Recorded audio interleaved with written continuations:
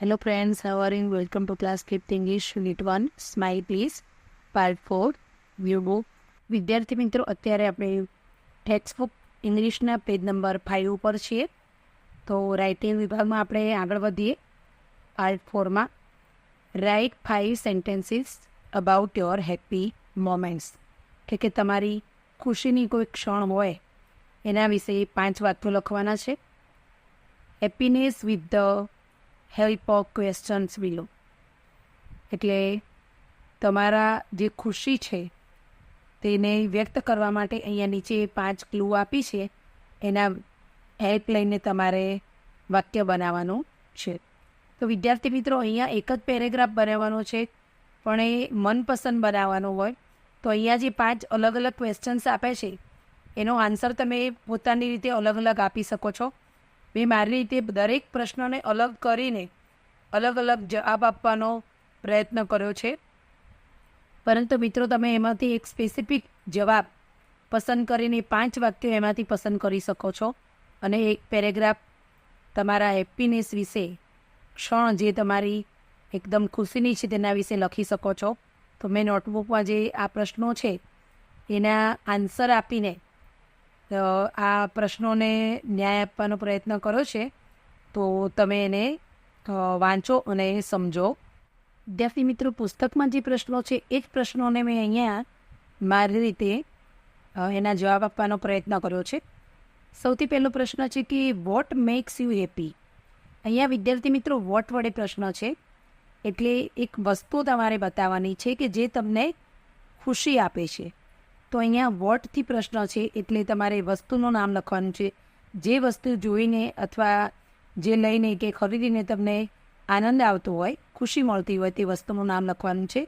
મેં અહીંયા થોડીક વસ્તુઓ બતાવી છે, એવું જરૂરી નથી કે મિત્રો તમે આ જ લખી શકો, પણ તમને હિન્ટ આપી છે, તમે બીજી પણ વસ્તુ લખી શકો છો.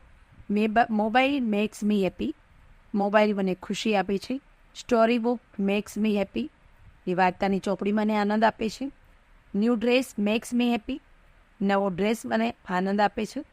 TV makes me happy, TV જોવાથી પણ ઘણીવાર આપણને આનંદ આવતો હોય તો ટીવી પણ ગમતી હોય છે. ટોયઝ મેક્સ મી હેપી, રમકડા મને આનંદ આપે છે. તો આમાંથી કોઈ પણ જવાબ તમે પસંદ કરી શકો છો, અથવા તો આના સિવાય પણ કોઈ ઘણી બધી વસ્તુઓ છે જે તમને આનંદ આપતી હોય. પણ મિત્રો એક વસ્તુનો ખ્યાલ રાખજો કે અહીંયા વોટ વડે પ્રશ્ન છે, એટલે તમારે વસ્તુનું નામ લખવાનું છે કે જે વસ્તુ તમને આનંદ આપે છે. ત્યારબાદ નંબર 2માં છે હુ મેક્સ યુ હેપી. અહીંયા વિદ્યાર્થી મિત્રો જ પ્રશ્ન હુ વડે થયો છે, એટલા માટે તમારે કોઈ વ્યક્તિનું નામ લખવાનું છે કે જે વ્યક્તિ તમને ખુશ કરતું હોય. તો my mother max me happy, મારી મમ્મી મને ખુશ કરે છે. My father max me happy, મારા પિતાજી મને ખુશ કરે છે. My sister max me happy, મારી બહેન મને ખુશ કરે છે. My friends make me happy, મારા મિત્રો મને ખુશ કરે છે. અહીંયા વિદ્યાર્થી મિત્રો, અહીંયા કરતા એક વચન છે એટલે એસ આવે છે, ને અહીંયા બહુવચન છે એટલે એસ આવતો નથી. સિમ્પલ પ્રેઝન્ટ ટેન્સ એટલે કે સાદા વર્તમાનકાળના વાક્યો છે. વિદ્યાર્થી મિત્રો, તમે 6ઠ્ઠા ધોરણમાં જશો ત્યારે સાદું વર્તમાનકાળ તમારે ભણવાનું આવશે, ત્યારે તમને ડીપમાં આપણે સમજીશું. તો અત્યારે આટલા વાક્યો, એ સિવાય તમે તમારા બ્રધર, ફ્રેન્ડ એવું કંઈ પણ લખી શકો છો. તો અહીંયા તમારા આંટી, અંકલ કોઈ પણ વસ્તુ લખી શકો. તો અહીંયા ધ્યાન રાખજો કે હુ વડે પ્રશ્ન છે એટલે જવાબમાં તમારે વ્યક્તિનું નામ લખવાનું છે. ત્રીજો પ્રશ્ન છે કે where do you feel happy. Where એટલે જગ્યા, પ્લેસ, જગ્યા બતાવવાની છે તમારે કે કઈ જગ્યાએ તમને ખુશી મળે છે. Where do you feel happy, તમને ખુશી કઈ જગ્યાએ મળે છે. તો I feel happy at school, સ્કૂલમાં મજા આવે છે મિત્રો સાથે. I feel happy at home, ઘરે મજા આવે છે. I feel happy at playground, રમતના મેદાનમાં મજા આવે છે. I feel happy at temple, મંદિરમાં મજા આવે છે. I feel happy at garden, બગીચામાં મજા આવે છે. અને ઘણી બધી મિત્રો જગ્યા છે કે જ્યાં તમને મજા આવે છે. તો અહીંયા વેરથી પ્રશ્ન પૂછાયો છે એટલે તમારે જગ્યાનું નામ લખવાનું છે. ત્યારબાદ નંબર 4માં છે when do you become happy. ક્યારે, એવો સમય તમારે બતાવવાનો છે કે જ્યારે તમે ખુશ થઈ જાઓ છો. તો વિદ્યાર્થી મિત્રો, વેન વડે પ્રશ્ન છે એટલે આપણે એ સમય બતાવવો પડશે. અહીંયા મેં મારી રીતે પ્રયત્ન કર્યો છે. I become happy on my birthday. એ જન્મદિવસના દિવસે હું ખુશ થાઉં છું. I become happy at marriage party. Marriage પાર્ટીમાં જાઉં છું ત્યારે હું ખુશ થાઉં છું. I become happy at fun fair. મેળામાં જાઉં છું ત્યારે ખુશ થાઉં છું. I become happy in swimming race.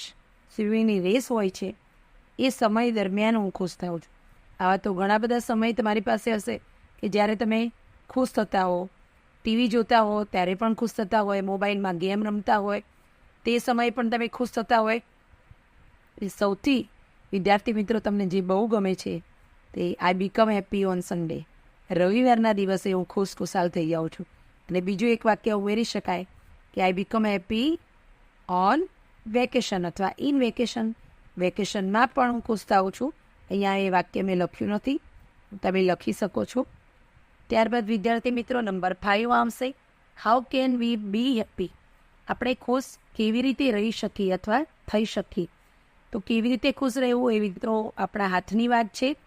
મેં અહીંયા જવાબ આપવાનો પ્રયત્ન કર્યો છે. We can be happy by smile. હસીને ખુશ રહીને આપણે ખુશ રહી શકીએ છીએ. We can be happy by running. દોડીને પણ ખુશ થઈ શકીએ છીએ. દોડવાની પણ એક મજા હોય છે મિત્રો. We can be happy by eating. સારું સારું ખાવાનું ખાઈને પણ ખુશ રહી જઈ શકીએ છીએ. We can be happy by singing. ગાવાનું ગાઈને એટલે કે ગીત ગાઈને પણ આપણે ખુશ રહી જઈ શકીએ છીએ.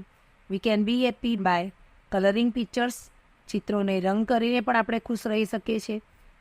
તો આવી ઘણી બધી ક્રિયાઓ છે વિદ્યાર્થી મિત્રો કે આપણે ખુશ રહી શકીએ છીએ. આ રીતે તમને જે મનપસંદ જવાબ હોય તે તમે લખી શકો છો. તો વિદ્યાર્થી મિત્રો આપણે રાઇટિંગનો વિડીયો પૂરો કરે. હવે તમે આગળ પાર્ટ 5 અને 6 તમારે જોવો પડશે, કારણ કે જો લેંગ્વેજ ફંક્શનો લઈશ તો એનો વિડીયો ઘણો લાંબો થઈ જશે. એટલે અહીંયા આપણે આ વિડીયો પૂર્ણ કરીએ છીએ. ફરીથી પાર્ટ 5માં આપણે લેંગ્વેજ ફંક્શન સાથે મળીશું. ત્યાં સુધી રજા લઈએ. વિદ્યાર્થી મિત્રો જો તમને મારો વિડીયો પસંદ આવતો હોય તો લાઇક, શેર અને સબસ્ક્રાઈબ કરશો.